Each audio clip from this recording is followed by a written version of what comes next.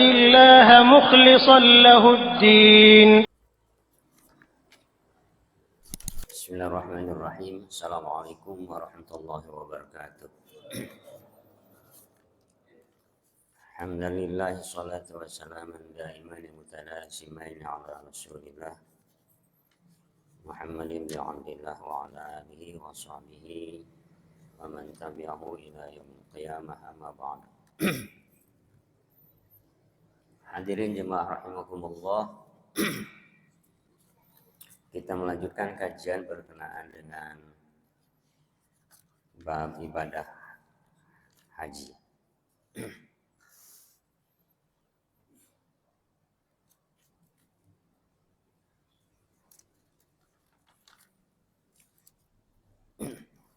Saya sudah lupa lagi minggu yang lalu sudah sampai di mana. Untuk berkenaan dengan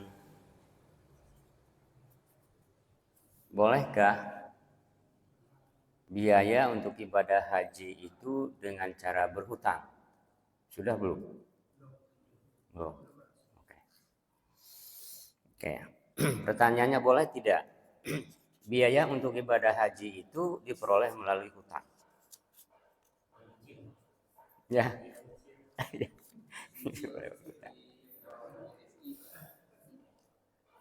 Baik.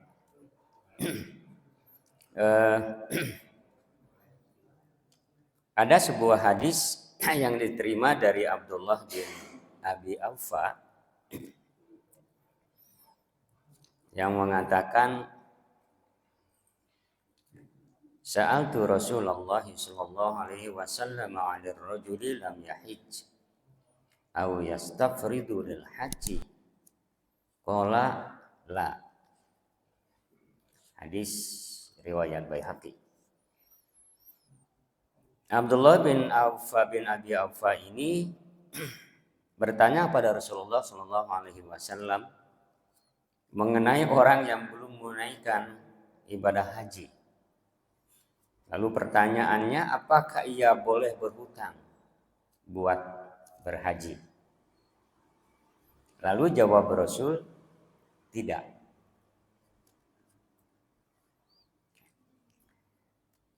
Di sini tidak ada penjelasan lebih lanjut berkenaan dengan pemaknaan dari hadis barusan. Hanya kalau kita kembali pada zaman dulu yang disebut dengan berhutang itu, biasanya hutang secara pribadi. Sebab dulu sistem perbankan belum ada. Jika kemudian umpama sekarang banyak bank-bank yang menawarkan untuk menanggulangi biaya haji, tapi kemudian nanti dibayar dengan cara nyicil tadi.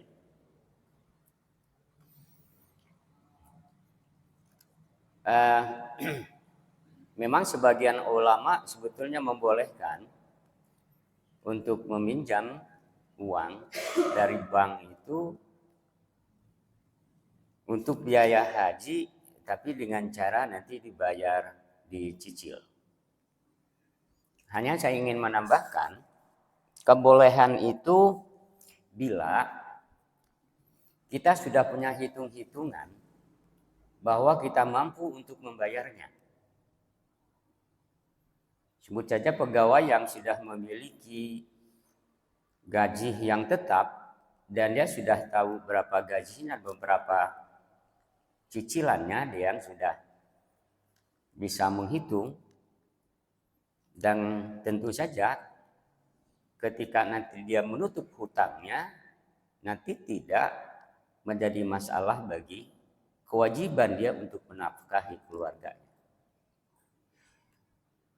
Artinya, sebut saja umpama jika cicilannya itu per bulan 10 juta, umpama 10 juta. Gajinya 10 juta, lalu cicilannya sekitar umpama 5 juta. Berarti kan masih ada sisa gitu ya. Masih ada sisa. Tapi kalau kemudian umpama gajinya 6 juta, lalu cicilannya 5 juta, berarti kan hanya tersisa 1 juta. Pertanyaannya, kira-kira 1 juta itu mencukupi tidak untuk biaya hidup dasar di keluarganya? Jika dengan ibadah haji lalu kemudian menyengsarakan kehidupan dirinya dan keluarganya pasca nanti dia setelah haji, maka ini yang disebut dalam hadis ini tidak boleh. Tidak boleh memaksakan untuk melakukan ibadah haji kalau dia memang belum memiliki kemampuan secara ekonomi. Sebab syaratnya adalah man istata'a ilaihi sabila. Selama dia mampu, dan yang paling pokok itu adalah mampu dari sisi biaya.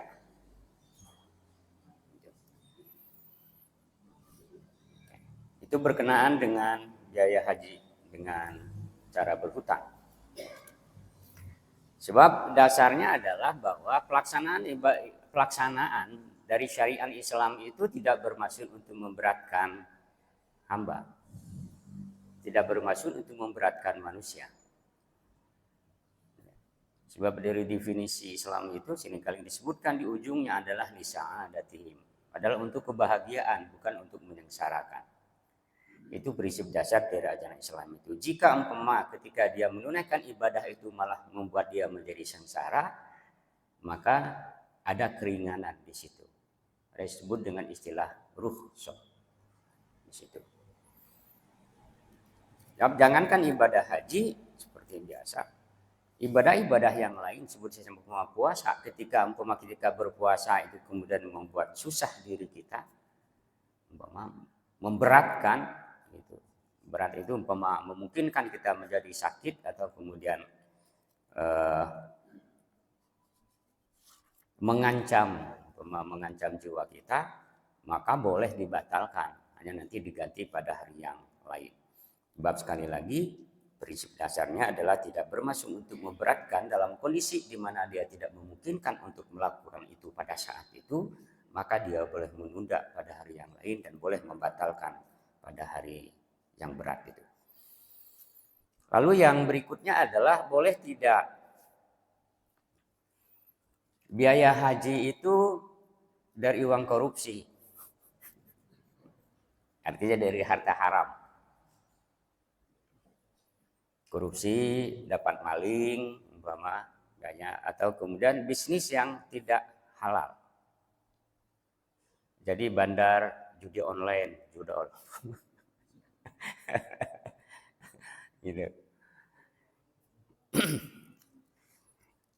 Berkenaan dengan berhaji dengan harta haram ini, menurut kebanyakan ulama, jika seorang mengerjakan haji dengan harta haram, maka hajinya sah. Walaupun ia berdosa. Ini menurut kebanyakan ulama. Sebaliknya Imam Ahmad mengatakan tidak sah. Pendapat ini lebih kuat berdasarkan hadis sahih.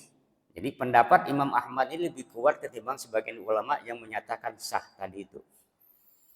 Sebab berdasarkan hadis sahih, innallaha thayyibun la yaqbalu illa thayyiban. Sesungguhnya Allah itu baik dan tidak akan menerima kecuali yang baik. Ini hadis yang menjadi dasar Imam Ahmad untuk mengatakan bahwa tidak boleh berhaji itu dengan harta yang haram.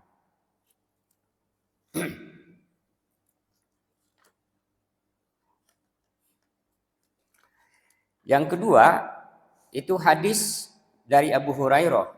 Rasulullah SAW bersabda, jika seseorang pergi menunaikan haji dengan biaya dari harta yang halal dan kakinya telah ditaruhnya pada sang burdi, kemudian diucapkannya labbaik Allahumma labbaik, maka seorang akan menyerukan padanya dari langit, Allah akan menyambut dan menerima kedatanganmu dan semoga kamu akan berbahagia.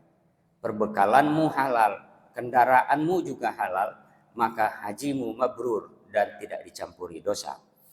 Sebaliknya bila ia pergi dengan harta yang haram, lalu diletakkannya kakinya pada sang burdi dan ia mengucapkan labbaik, maka seseorang akan menyerukan kepadanya dari langit, tidak diterima kunjunganmu dan tidak berbahagia keadaanmu.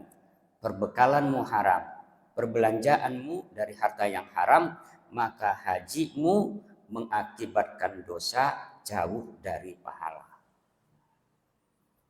Ini yang jadi dasar dari Imam Ahmad untuk mengatakan bahwa tidak sah.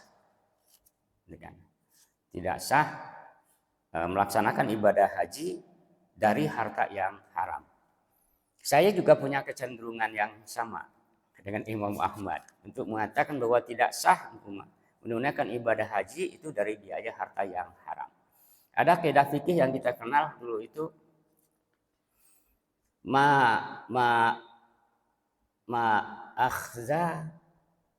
haruma akhzuhu haruma i'ta'uhu. Sesuatu yang diperoleh dengan cara yang haram, maka menggunakannya juga menjadi haram. Ma haruma akhzuhu haruma i'ta'uhu. Sesuatu yang diperoleh dari cara yang haram, maka juga haram untuk membelanjakannya. Ini kan termasuk juga dalam ibadah, apalagi untuk ibadah. Kan ibadah juga harus dari yang halal dan suci.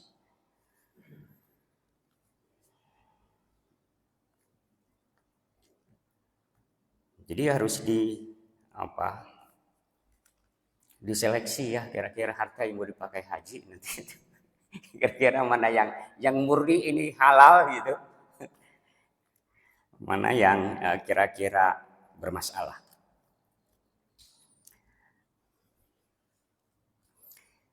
Lalu berikutnya adalah mana yang lebih utama dalam berhaji itu, berkendaraan atau berjalan kaki.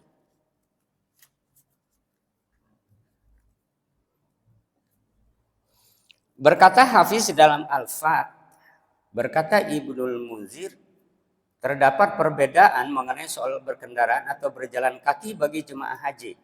Manakah di antara keduanya yang lebih utama? Menurut jumhur, lebih utama berkendaraan berdasarkan perbuatan Nabi. Juga karena dengan demikian, doa serta ibadah akan lebih lancar dan nikmat Allah dapat dimanfaatkan. Jadi jumhur ulama mengatakan itu lebih utama berkendaraan. Sebab di samping memang untuk memudahkan dalam pelaksanaan ibadah haji, yang kedua juga dalam kerangka juga memanfaatkan nikmat Allah kendaraan itu. Sebaliknya menurut Ishaq bin Rawai, lebih utama berjalan kaki karena lebih menghendaki tenaga. Mengenai hal ini mungkin kita dapat mencarikan jalan keluar, yaitu tergantung pada keadaan dan pribadi seseorang. Mungkin konteksnya itu kan bukan konteks dari daerah masing-masing. Itu kan konteksnya kalau sudah ada di sana. Sebab kalau harus jalan kaki dari Indonesia kabayang atau irahan upina. Belum sempat nyampe, kitanya sudah habis manten. Jadi kalau udah sampai di sana, sebut saja umpama ketika dari penginapan, mungkin apakah lebih baik berjalan kaki atau kemudian naik kendaraan? Di musim haji itu, hotel tempat meninggal para jamaah haji terutama di Indonesia memang variatif. Ada yang dekat, ada yang sedang, ada yang jauh. Saya dulu di Bafutmah itu sekitar 2,5 kilo. Terus apalagi pulangnya itu naik, memang daerah dataran tinggi gitu, rada naik gitu. Ya. Nah, tapi kalau berangkatan memang bisa ngeborolong gitu, bisa turun. Tapi kalau pulangnya 2,5 kilo. Gitu. Kondisi di sana panas, pasti nepi ke masjid pasti ngesang. Pasti ngesang.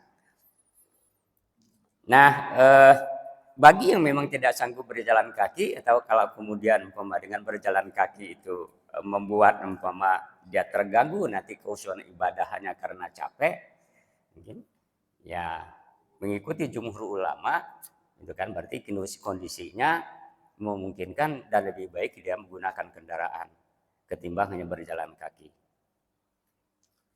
Rata-rata kalau kita berangkatnya itu menggunakan kendaraan di awal-awal, tapi pulangnya karena pulang nyantai kan, kalau pulangnya gitu nyantai, jadi bisa jalan kaki bahkan sambil belanja gitu kan, sambil mampir di warung gitu, sarapan gitu. Kalau pulang nyantai, kalau berangkatnya di awal-awal memang ada kendaraan, ada bis jemputan.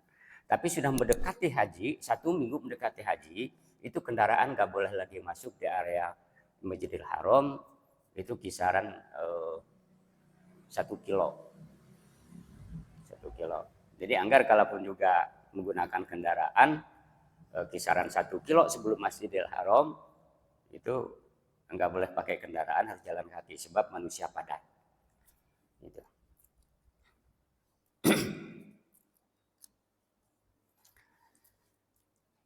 Nah, berkenaan dengan tergantung pada kondisinya tadi, itu mana yang lebih utama, ini didasarkan pada hadis Nabi yang diriwayatkan oleh Imam Bukhari dari Anas radhiyallahu an, bahwa Nabi SAW melihat seorang tua dipapah oleh 2 orang putranya di sebelah kiri dan kanannya.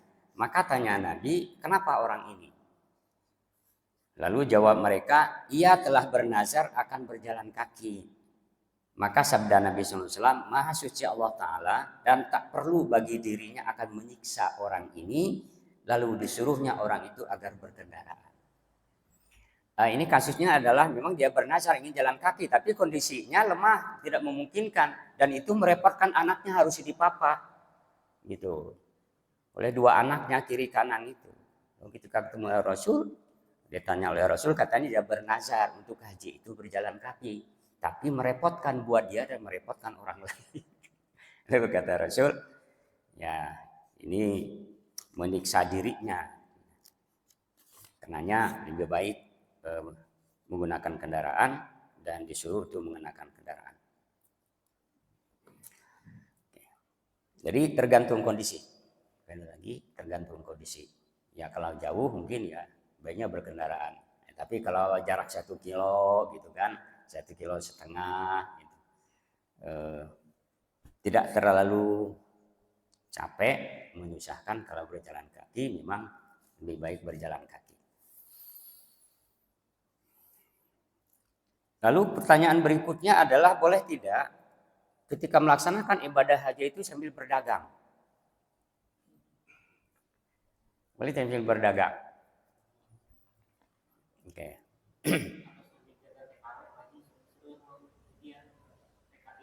Ya, kita menemukan juga banyak TKI di situ, banyak TKI itu yang juga menunaikan ibadah haji. Jadi gini, para TKI itu pada musim haji itu sebagian itu libur, artinya diberikan kebebasan, bukan libur, oleh majikan diberikan kebebasan dan mereka boleh menunaikan ibadah haji, bahkan sebagian juga sambil usaha gitu ya, jualan gitu, sambil jualan. Jadi banyak orang-orang Indonesia yang memang sambil jualan. Apakah ya kalau memang sudah mukim di sana, artinya memang sudah tinggal di sana, memang ada. Tapi juga sebagian juga yang memang mereka ke sana juga sambil jualan. Jadi makanan-makanan Indonesia itu pada musim haji itu banyak ada. Bala-bala ada di sana. Asli bala-bala itu. Tapi namanya di Arab ya bala-balanya kalau gede. Jebrag gitu kan. Ya tapi harganya gitu. Harganya ya 1 real. Dulu zaman saya 1 real itu 2.500. 1 real. Bala-bala hiji.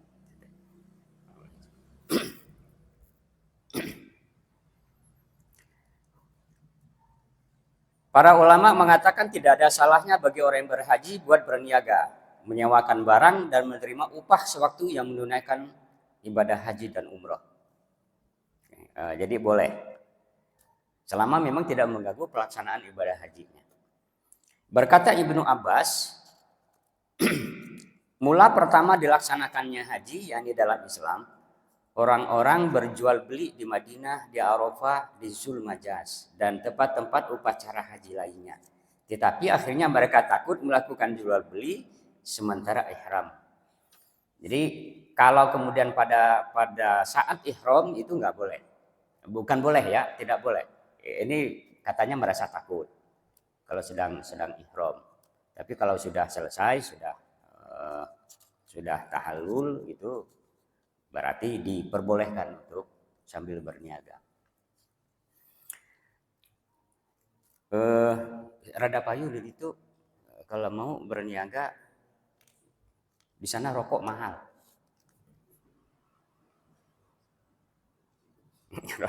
Rokok itu hampir 100.000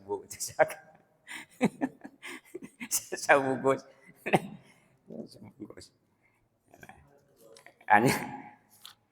Hanya memang kalau dalam bentuk perorangan ya bukan perusahaan dibatasi gitu, nggak boleh bawa banyak-banyak. Pasti diduga ini mau jualan, karena di bandara itu pasti karena sita gitu. Kalau banyak-banyak. Saya dulu bawa berapa, 1 pak 10 bungkus. Tapi harus dibuka dari pakannya, dibuka, disebar-sebar gitu. Di koper itu sebar. Sebab kalau masih utuh itu bisa ditahan gitu, artinya disita, sebab itu dianggap nanti mau jualan di sana.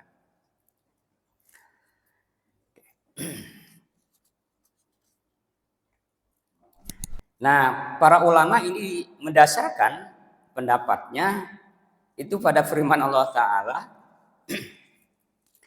laisa 'alaikum junahun an tabtaghu fadlan mir rabbikum. Hadis itu, tidak ada salahnya jika kamu berusaha mencari karunia dari Tuhanmu. Nah, tapi penjelasan di sini adalah ini hadis.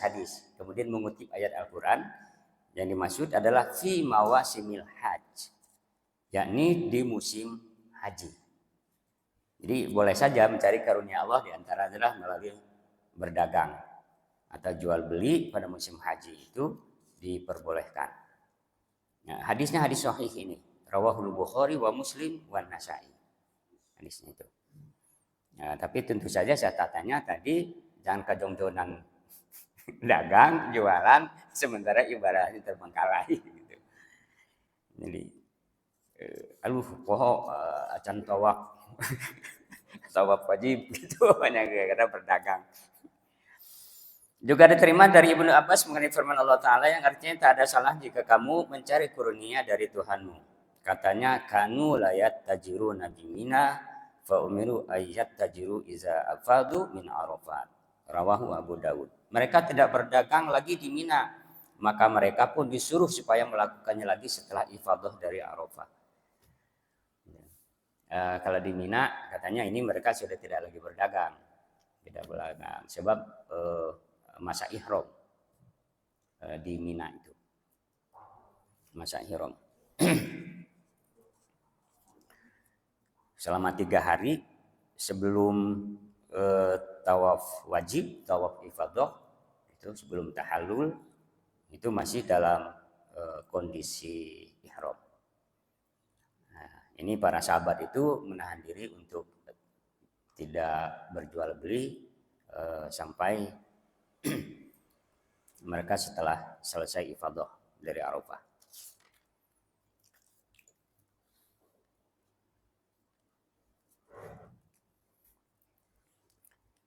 Demikian juga hadis dari Umamah At-Taimi bahwa ia bertanya kepada Ibnu Umar, saya ini biasa menyewakan kendaraan buat keperluan semacam ini. Tetapi orang-orang mengatakan bahwa haji saya tidak sah. Maka Umar berkata, tidakkah Anda berihram dan membaca talbiyah, tawaf keliling Ka'bah, ifadah dari Arafah dan melempar jumrah? Ujarnya, memang. Maka kata Ibnu Umar, hajimu sah. Dulu pernah pula datang seorang laki-laki kepada Rasulullah menanyakan seperti yang Anda tanyakan pada saya itu. Nabi pun mendiamkan hal itu hingga kemudian turun ayat. Tidak ada salahnya jika kamu berusaha mencari karunia dari Tuhanmu, lalu dimintanya orang itu datang dan dibacakannya ayat ini serta katanya hajimu sah. Gitu. Nah, jadi boleh-boleh saja. Ini boleh-boleh saja kalau dia memang sudah selesai untuk melaksanakan ibadah haji yang wajibnya, yang rukunnya. Oke. Saya udah tahlul gitu, jualan gitu. Ya, boleh.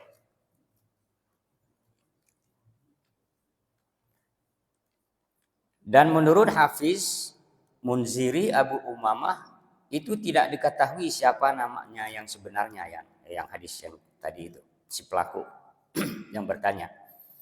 Demikian juga terima pula dari Ibnu Abbas bahwa seorang laki-laki bertanya kepada saya menerima upah dari orang-orang itu dan melakukan upacara-upacara haji bersama mereka.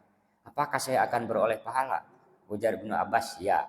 Mereka akan beroleh bagian dari hasil usaha mereka dan Allah amat cepat perhitungannya. Oke, jadi berkenaan dengan haji sambil usaha, ini relatif sepakat para ulama mengatakannya boleh. Mengatakannya boleh selama memang dia tidak berusaha pada saat pelaksanaan hajinya, pelaksanaan rukun hajinya yang wajibnya. Kalau di luar itu menjadi boleh. Umpama berangkat dengan cukup saongkoseun, balik nak nggak punya ongkos. Banyak para sahabat dan orang-orang sana juga begitu. Gitu, saongkoseun umpama berangkatnya tapi pulangnya dia sambil bawa barang-barang. Nah, ongkos pulangnya dia niaga dulu. Bisa dulu gitu. Jadi boleh. Oke. Sampai di situ ada yang mau dikomentari? Terkait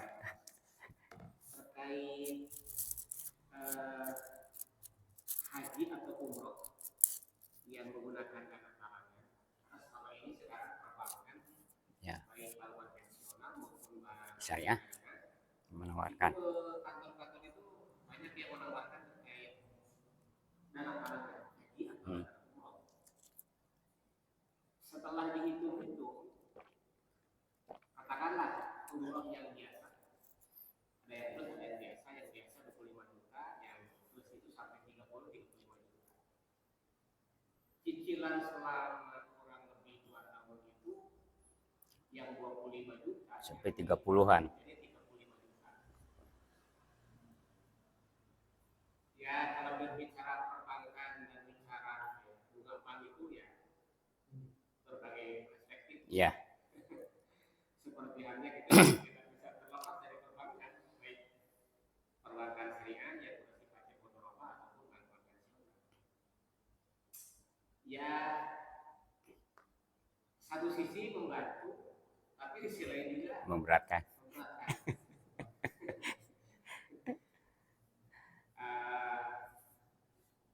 Kalau secara pribadi juga, ketika kita nabung juga tidak pernah kumpul. Ya, jadi seseorang sebenarnya mampu untuk umroh, bahkan haji mampu, tapi punya kewajiban istri kuliah, anak dua-duanya kuliah, gitu. Sehingga ya nabung itu saya karena ada pikir prioritas, ya. ibadah umroh, ibadah haji bisa, tapi juga ini keluarga dari anak haji tidak bisa tercukupi. Jadi itu sebagai istilahnya kenyataannya di lapangan seperti itu, banyak yang menawarkan jasa seperti itu. Tapi di sisi lain kita harus bersikap seperti apa? Gitu. Satu sisi membantu, tapi di sisi lain juga ngecek logor gitu. Halo, ngarda logor mah. Lawan dikit kan nyen eungap rek napas. Oke, lagi-lagi itu kan kembali pada tadi kondisi. Sekali lagi kembali pada kondisinya.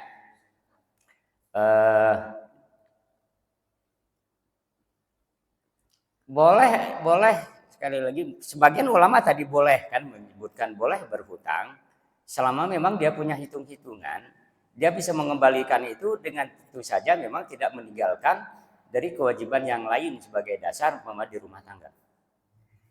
Kalau rumah tangga menjadi ripuh, menjadi repot, apalagi pas yang pemajikan gara-gara tidak terpenuhi umpama dapur itu ngebul, ya memang sebaiknya ditunda. Ya, tidak boleh dengan cara berhutang. Sekali lagi. Taman di kampus saja, sampai isinya tidak diberikan bekal, tapi sebenarnya dia sendiri melaksanakan ibadah. Ya. Ya, jadi ada yang sebetulnya yang prioritas, itu sebabnya gini. Makanya haji itu kan ada syarat. Kalau sholat kan tidak ada pengecualian. Kalau sholat tidak ada pengecualian. Akan sama-sama syariat, sama-sama rukun Islam. Tapi berkenaan dengan haji ini itu ada syarat, ada kondisi, umpama di belakangnya adalah man istata'a ilaihi sabila. Bagi yang mampu, satu di antaranya mampu dari sisi ekonomi. Kalau kemudian umpama dia mendahulukan ibadah haji, tapi kemudian kewajiban yang lainnya menjadi tidak terpenuhi, itu juga salah juga. Itu menjadi salah juga, bukan? Oke. Jadi tadi kalaupun juga harus menunaikan ibadah haji, umpama juga harus hitung-hitungan. Kira-kira mampu atau tidak? Mampu itu ketika dia berangkat, dia juga harus meninggalkan bekal untuk keluarganya yang kira-kira cukup ketika selama dia melakukan ibadah haji. Atau kemudian ada hitung-hitungan nanti ke depan, kira-kira kalau saya pulang haji, ini masih bisa makan nggak? Anak masih bisa sekolah nggak? Gitu. Jangan karena haji, kemudian keluarga tadi itu menjadi masalah. Oke, meski memang ada yang nekat kayak begitu, ada yang nekat benar. Jadi ini karena perintah agama untuk menunaikan rukun Islam yang kelima, persoalan kumaha engke. Yang nggak boleh nekat begitu. Ya kalau saya nggak boleh nekat begitu. Jangan karena umpama ibadah lalu kemudian menyiksa diri. Jangan ibadah, jangan menyiksa diri. Rasul sering itu menegur para sahabat yang karena semangat ibadahnya begitu tinggi, tapi kemudian menyiksa diri lalu tegurin Rasul. Jangan menyiksa diri. Gitu. Ada sahabat perempuan itu yang ingin sholat malam itu memaksakan diri sambil gelantungan, jadi ada kalau kita kebat gitu ya, diikat di tali ke atas itu, dia sambil gelantungan gini gitu sholat. Lalu ditegur, jangan nyiksa diri, sebab dirimu punya hak untuk dilayani, untuk dipenuhi. Gitu. Ya, semua juga ibadah apapun nggak boleh menyiksa diri. Nggak boleh menyiksa diri. Jadi memang harus hitung-hitungan. Tapi juga jangan kemudian umpama dalam hitung-hitungan mampulah gitu. Tetapi anggar sieun keneh. Enggak boleh juga begitu, terlalu berlebihan sieun. Itu. Hitung-hitungan ya cukup lah. Kalau saya berangkat umpama keluarga juga masih terpenuhi, umpama anak-anak juga masih bisa sekolah, kemudian anggar sieun keneh wae. Itu kan ada berangkat dari itu sieun terus. Memang ukuran mampu itu menjadi sangat subjektif masalahnya. Jadi sangat subjektif. Dan karenanya memang tidak ada ukuran yang pasti tentang kategori orang mampu itu apa dalam berhaji itu. Sehingga yang bisa menghitung itu kondisinya mampu atau tidak mampu sebetulnya ya yang bersangkutan. Ya meskipun sebetulnya juga kita bisa melihat secara lahiriah umpama ya, secara lahiriah saya itu gaji sekian gitu kan, hari mobil kabeli sekian gitu, mobilnya rumah sekian, tapi can berangkat haji keneh wae. Itu kan sudah terhitung loh kalau gitu. Oh, berarti can niat dari gitu mah. Bukan karena tidak mampu. Dan orang yang seperti itu sudah punya kelebihan dari kebutuhan pokok begitu. Dan mencukupi untuk menunaikan ibadah haji, dia sudah memiliki kewajiban untuk menunaikan ibadah haji. Gitu. Dari mobil loba, rumah di mana-mana itu.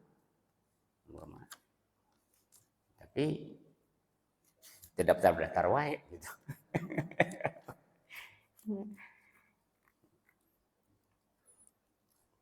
Tapi kita juga tidak bisa tidak bisa memvonis ya, bisa memvonis gitu. Tapi secara hitung-hitungan eh, secara umum dia sudah wajib. Saya sering mengingatkan orang itu udah mampu loh. Ya hitung-hitungan kasar dari luar ya, itu sudah mampu. Ya, tapi pada akhirnya kan dia sendiri yang punya hitungan yang lebih pas tentang dirinya. Oke, ada yang lain? Ya soal ini. Hari soal bank kan memang kan udah bisnis sama usaha. Yang namanya usaha kan pasti mencari untung. Mencari untung. Nah, ya harus punya pertimbangan itu adalah kita sendiri. Kita sendiri. Kira-kira kita bisa mampu tidak untuk nyicil per bulannya, dan kemudian dari cicilan itu ada sisa tidak untuk memenuhi kewajiban di keluarga.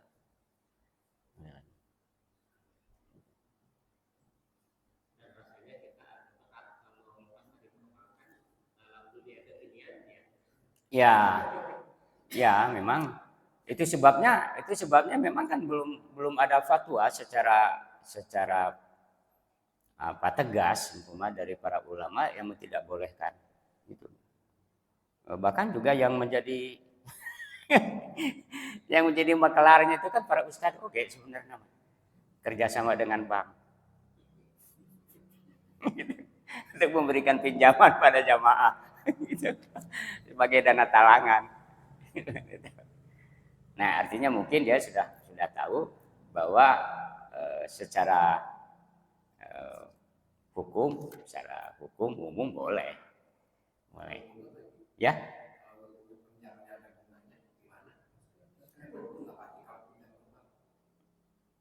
Memang ya, termasuk juga bunga itu juga kan masih kontroversial juga kan. Berbeda pendapat juga di kalangan para ulama berkenaan dengan bunga itu. Nah, sebab pada dasarnya disebut dengan istilah riba pada zaman dulu itu adalah satu, hutang dalam bentuk perorangan, yang kedua kepentingannya konsumtif. Awal turun ayat yang mengharamkan riba itu karena praktek riba pada zaman dulu itu, zaman Nabi itu, kalau pinjamnya itu pinjam ke perorangan dengan janji ada kelebihan nanti bayarnya. Kemudian yang kedua itu untuk konsumtif, gitu, untuk konsumtif. Nah, lalu bagaimana dengan yang produktif? Boleh tidak? Itu para ulama sebagian besar menyatakan boleh kalau itu untuk produktif. Yang tidak boleh itu adalah untuk konsumtif. Nah, yang kedua, hitung-hitungan kenapa kemudian bank itu kemudian ada disebut dengan istilah bunga itu. Ada bunga. Nah, karena memang itu kan badan usaha. Nah, itu karena badan usaha dan harus dana operasional. Harus menanggung dana operasional. Kalau tidak dari nasabah ya dari mana mereka untuk membiayai dana operasional para pegawainya dan termasuk juga untuk pengadaan alat-alat dan seterusnya. Gitu. Ya, tapi yang memang saklek menyatakan pokoknya setiap ada kelebihan riba. Ada juga gitu, tapi sebagian kecil. Sebagian kecil. Ada yang menyebut menghindari diri umpama dari transaksi dengan perbankan dalam bentuk pinjaman, tapi menyebutkan itu adalah riba, kan rumahnya nyicil di bank. Kayak.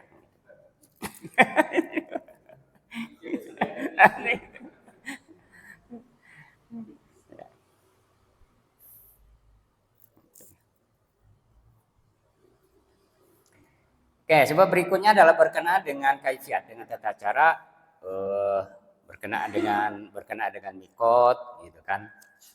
Kalau konteks Indonesia itu dari mana nanti mikotnya, nanti mikot itu ada mikot makani, ada mikot zamani.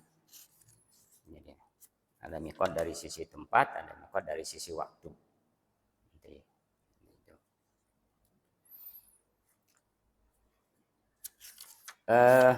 Ini panjang sebetulnya tentang ini, tentang cara Rasulullah menunaikan ibadah haji.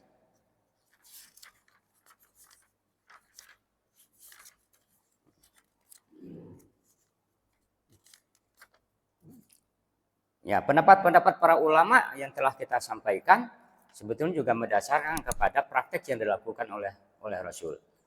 Nah, meskipun memang ada sisi perbedaan pada zaman Rasul, sisi perbedaan itu karena memang kondisi ya, karena situasi kondisi dan kemudian juga zamannya dan keberadaan Nabi juga berbeda dengan umat Islam di luar Jazirah Arab.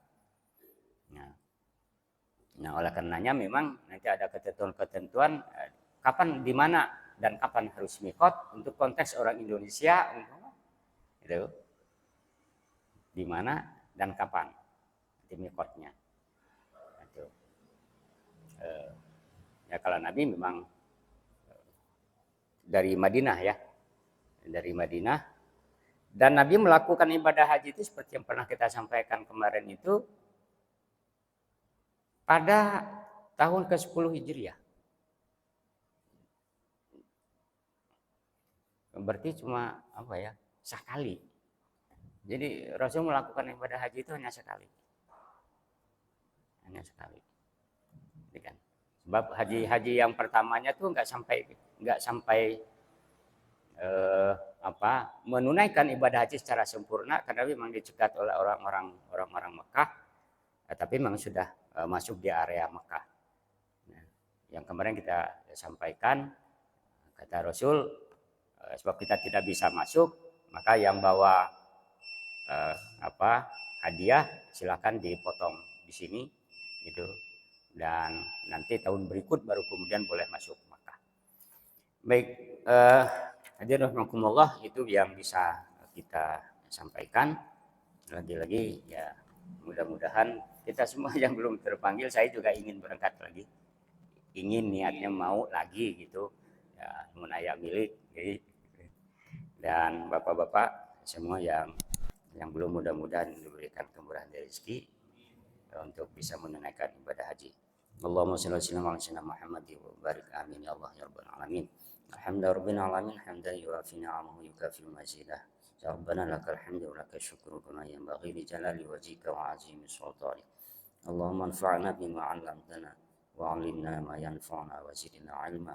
Walhamdulillah ala kulli hal wa na'udzu billahi min hali ahli nar.